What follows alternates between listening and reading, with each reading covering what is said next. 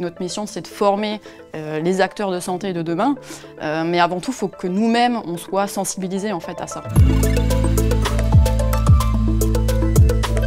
Le service sanitaire des étudiants en santé a été créé en 2018. C'est environ 4000 étudiants qui, tous les ans, vont à la rencontre de nombreux publics et notamment les publics de l'éducation nationale. Cette première journée régionale était partie de la nécessité pour les enseignants d'être plus aguerris et de pouvoir avoir des outils pédagogiques et des connaissances en termes de démarche de santé publique. On est encore beaucoup dans la formation infirmière, dans le curatif.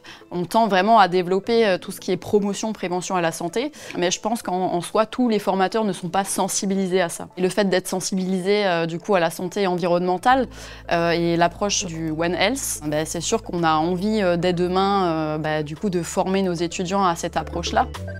Alors le concept d'une seule santé, c'est l'idée que le concept de santé ne concerne pas que les humains, mais concerne aussi l'environnement, donc les écosystèmes, les végétaux et les animaux. C'est essayer de penser les enjeux de façon systémique. À chaque fois que j'ai une pathologie, par exemple, à traiter, est-ce que j'ai pris en compte les enjeux environnementaux qui ont produit cette maladie, qui en sont à l'origine? Quand je prends une décision médicale, est-ce que j'impacte la santé des autres? Et dans les autres, il faut prendre en compte les végétaux, les sols, l'eau, les autres animaux, etc., etc.